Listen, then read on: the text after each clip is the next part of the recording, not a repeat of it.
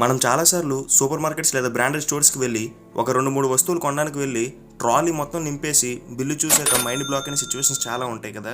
ఒక average Indian తన శాలరీలో దాదాపుగా 21% సూపర్ మార్కెట్కి వెళ్తుంది. ఇందులో మీ తప్పేం లేదు. నిజానికి ఇది ఒక ట్రాప్. ఇందులో చాలా స్ట్రాటజీస్ అండ్ టెక్నిక్స్ ఉన్నాయి. అవేంటి ఇప్పుడు మనం తెలుసుకుందాం. ఈ వీడియో చాలా క్రేజీగా ఉంటుంది, చివరి వరకు చూడండి.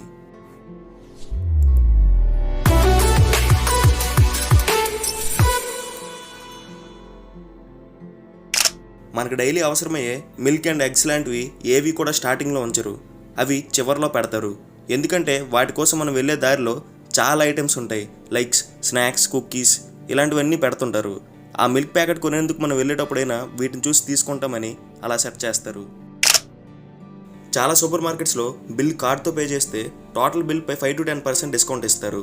అలా ఎందుకు చేస్తారంటే కార్డ్ స్వైప్ చేసి పే చేశాక ట్రాన్సాక్షన్ డీటెయిల్స్ బట్టి మనం ఎక్కువ ఏ ఐటమ్ని పర్చేజ్ చేస్తున్నాం తెలుసుకుంటారు. అండ్ 1 yearలో ఎన్నిసార్లు విజిట్ చేస్తున్నాం, ఎక్కువగా ఏ టైంలో విజిట్ చేస్తున్నాం కూడా తెలుసుకుంటారు. ఇది వాళ్ళ బిజినెస్ అనాలిసిస్కి చాలా అవసరం అవుతుంది. చాలా వరకు బ్రాండెడ్ మరియు కాస్ట్లీ ఐటమ్స్ కరెక్ట్గా యావరేజ్ హైట్ ఎస్టిమేషన్ బట్టి మన ఐ లెవెల్కి తగ్గట్టుగా పెడతారు. కొంచెం రేట్ తక్కువ ఉన్న వాటిని అన్నిటిని కొంచెం లో హైట్లో ప్లేస్ చేస్తారు. చిన్నపిల్లలకు సంబంధించిన టాయ్స్ ఇలాంటివి కూడా అన్ని తక్కువ హైట్లోనే ప్లేస్ చేస్తారు. ఇలాంటిది మీరు బేకరీలో కూడా అబ్జర్వ్ చేయొచ్చు. వెల్ డిజైన్డ్ కేక్ అనేది కొంచెం కాస్ట్లీ అయినది ఎప్పుడు కూడా పైనే ఉంటుంది. అండ్ ఇది మనం షూ మార్ట్లో కూడా అబ్జర్వ్ చేయొచ్చు. మంచి మంచి shoe collection and costly shoes కూడా ఎప్పుడు హై లెవెల్లోనే ఉంటాయి. అండ్ ఒక షాకింగ్ విషయం ఏంటంటే అమెరికా వంటి దేశాల్లో మార్ట్స్లో ఎక్కువగా కస్టమర్స్ రాగానే రైట్ సైడ్ ఉన్న ర్యాక్లో ఐటమ్స్ చూస్తున్నారా లేదంటే లెఫ్ట్ సైడ్ ర్యాక్లో ఉన్న ఐటమ్స్ చూస్తున్నారా కూడా అబ్జర్వ్ చేస్తారు. ఇలా ప్లేస్మెంట్కి చాలా ఇంపార్టెన్స్ ఉంది. ఇంక యాంబియన్స్ విషయంకి వస్తే మార్ట్లో అడుగు పెట్టగానే మంచి కుకీస్ అండ్ ఫ్లేవర్డ్ ఐటమ్స్ యొక్క స్మెల్ వస్తుంది. అది చాలా బాగుంటుంది. దానివల్ల ఆకలి బాగా వేస్తుంది. రీసెంట్గా చాలా స్టోర్స్లో ఐస్ క్రీమ్స్ మరియు పాప్కార్న్స్ తినడానికి కూడా కేఫ్లో ఏర్పాటు చేస్తున్నారు. అందుకనే కుకీస్ మరియు బిస్కెట్స్ స్టార్టింగ్లోనే ఉంచుతారు. అండ్ మార్ట్లో వాల్స్కి బ్రైట్ కలర్స్ వాడరు, ఎందుకంటే లైట్ అండ్ ప్లెయిన్ కలర్స్ వల్ల ర్యాక్లో ఉన్న ఐటమ్స్ హైలైట్ అవుతాయి కాబట్టి. రిలయన్స్ మార్ట్, డీమార్ట్ ఇలాంటి వాటన్నిటిలో ఒక slow and smooth music play చేస్తారు. ఆ మ్యూజిక్ అనేది ఒక సెట్ అండ్ డెసిబిల్స్లో ఉంటుంది. దానివల్ల మన మైండ్ రిలాక్స్డ్గా ఫీల్ అయ్యి ఎక్కువసేపు షాపింగ్ చేసేలా చేస్తుంది. అండ్ మీకు తెలుసు, లోపల ఎక్కడ కూడా ఒక్క క్లాక్ కూడా ఉండదు, మనకు టైం తెలియకుండా ఉండేందుకు.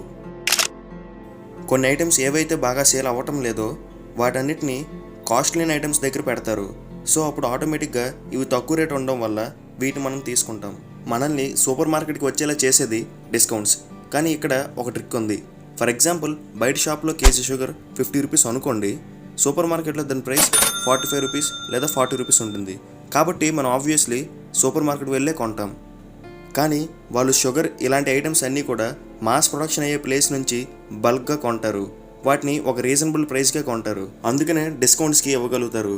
కానీ ఇలాంటి షుగర్ మరియు చపాతీకి సంబంధించిన ఆటా కానీ ఇలాంటివి తప్ప బ్రాండెడ్ కాఫీ మరియు టీ పౌడర్స్ మీద లేదంటే చాక్లెట్స్ అండ్ కుకీస్ మీద డిస్కౌంట్ ఇవ్వలేరు, ఎప్పుడో స్టాక్ మిగిలిపోతే తప్ప. ఇవే కాదు, చాలా టెక్నిక్స్ ఉన్నాయి. అండ్ బిల్ కౌంటర్ దగ్గర చాక్లెట్స్ అండ్ కీ చైన్స్ని ప్లేస్ చేస్తూ ఉంటారు. అక్కడి నుంచి వాళ్ళకి దాదాపుగా 13% రెవెన్యూ అనేది వస్తుంది. ఇలాంటి ఎన్నో టెక్నిక్స్ వాడుతుంటారు, బట్ బిల్ మాత్రం రీజనబుల్గా ఉండేటట్టు చూసుకోండి. వీడియో నచ్చితే మాత్రం తప్పకుండా లైక్ చేయండి అండ్ మీ ఫ్రెండ్స్ అందరికీ షేర్ చేయండి. అండ్ మా ఛానల్ని సబ్స్క్రైబ్ చేసుకుని బెల్ ఐకాన్ని నోటిఫికేషన్ ఆన్లో పెట్టుకోండి. Thank you for watching. జై హింద్.